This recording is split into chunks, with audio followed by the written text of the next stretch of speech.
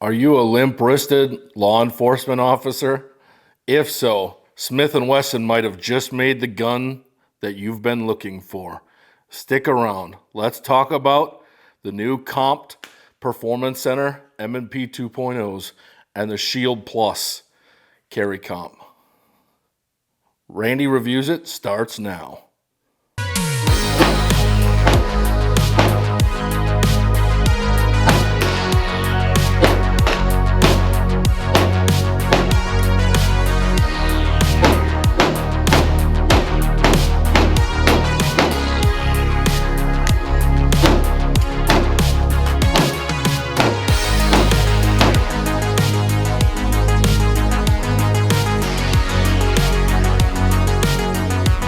I hope no one took that intro personally, but I kind of mean it.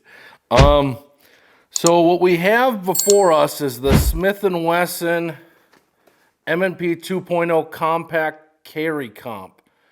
So someone got a hold of their Dremel and decided to take a chunk out of the barrel and the slide. We also have a 2-for-1 today, folks. This is the Shield Plus outfitted with a Meprolite compact on here. What is this? The MPO SR. A very good optic. Review coming on that soon. But this also had someone take a Dremel and bubba it up. But apparently that's in favor right now. So let's talk about, did it make a difference? Are these worth buying? Is any Smith & Wesson M&P really worth buying? So, if you've known my history on the channel, I've reviewed an M&P Compact 2.0 before. I've talked about how the trigger has gotten better. Now that they got rid of the hinge. This is technically, I believe, a Performance Center version because it's got that on the box over there. And they're the carry comps. So it's got a good trigger. The texturing on the M&P 2.0 Compact is brutal. Like, you're going to need to put tape on this. This is going to rip you to pieces. You're going to have to wear an undershirt. I have no idea, like, if the Smith & Wesson guys are, masochists or what. But this texture is way too aggressive, especially on a carry gun. I get it if it's a competition gun, if it's the full metal competition, whatever. By all means, do that kind of texture. Comes with some pretty good night sights, bright green ring. Chances are you're probably going to put an optic on it if you bought this gun. It's got the regular Smith & Wesson M&P 2.0 mounts. The one thing that they did do to this gun, and they kind of skunked it, is these serrations are noticeably worse than the regular M&P 2.0. So when you grab this, like, I can feel it slipping a bit. Like, it doesn't dig in the way that, like, a Walther PDP has great serrations. HK VP9 has great serrations. They have this little dugout in the back. You can kind of see, but it's still like the ledges aren't that big. It's not, I don't like it. The fish gills instead of fish scales, they're awful. They also did a little window cutout there, not sure why. And then the comp. So let's talk about the comp. Does it shoot softer? I don't know. I couldn't feel a difference. I honestly couldn't feel a difference. There's other people too that have kind of talked about that. I know I don't have the greatest history with him, but Nightwood Guns has done a review on this as well, where he's just like, I don't know if the comp is actually it doesn't make a significant improvement in anything. The gun, the M&P 2.0 shot all right. It wasn't the softest shooting gun that I've shot in that kind of class, or category, whatever you want to call it. But this comp doesn't make it. I have a Radian on You know, like I've tried it on Glock 19 length. The Radian does way more than this. But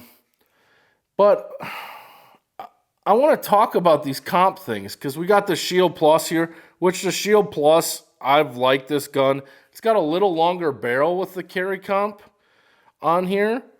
I like the texturing on the Shield Plus. I think they could have threw a rail on or something with how long they've extended it. It's got the terrible fish gills. But let's talk about comps because I don't know. It's almost like the guy from Primary Arms that says put a chevron in everything. Like he had a brother-in-law and he got him hired at Smith Wesson and some of these other handgun companies, and they're like, put a comp on everything. And I remember like 3 or 4 years ago where putting a comp or having a comp on your carry gun or ports or something like that was like a faux pas, because it's like, what happens if debris or anything gets in there? Then you have an obstruction and you're in trouble and it's not good. Like they used to like talk about not doing slide cuts because of debris and things like that.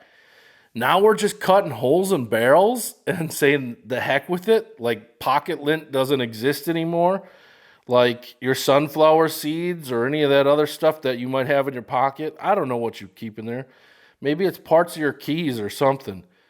But like stuff falls into your holster, falls out of your pockets. Stuff can fall into holsters.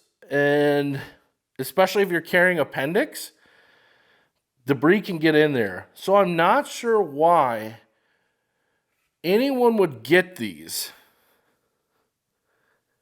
because you're just looking to have potentially more failures than the regular Smith & Wesson lineup. They don't shoot softer, at least in my findings. And the serrations are worse. Like, I don't know. The Performance Center needs to work on its performance. Like, something's going on here. And I haven't tried the one with the aluminum frame, but I've only heard nightmares about how the plastic is inside of that aluminum frame and how it wiggles and everything like that. I was already not a fan of Smith & Wesson's lineup, other than like their Gen 3 semi-autos, which are still cool. I hope they remake them. They should. But like this made me dislike them even more. Like it's just, ugh. I feel gross holding these. Like, I guarantee you some 21-year-old person is going to go pick up one of these right out of the gate. And they're like, man, this thing shoots so soft, it's got a comp on it. And then someday, I think the Walther PDP can keep up with this.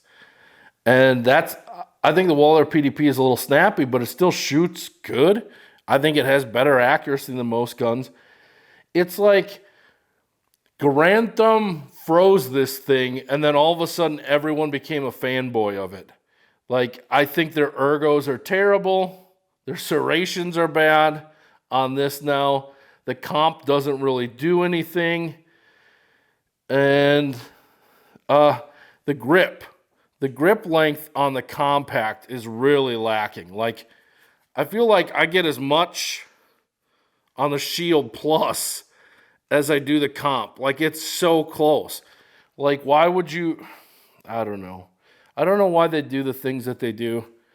I kind of wish that one of them would give me a job on top of my regular day job where I could just shoot them an email and say, hey, here's what you guys should try out. You know, maybe like some palm swells, a better texture, decent serrations, not putting comps on everything, metal optics mount plates. You don't need the world's largest dingus on your trigger either. There's just so many things that I think could be improved on these. I'm not going to recommend either of these. If you have M&Ps and you like them, I still don't think you should buy these. You're not going to get that much of an upgrade. It just says Performance Center on it. If you want to flex on Instagram, cool. Waste your money. I'm Randy Reviews It. This is my honest opinion. I don't like these guns. I think they're overrated. And I think they're all hype. Thanks for watching. If you disagree, hit me up in the comments. Try to make me eat crow.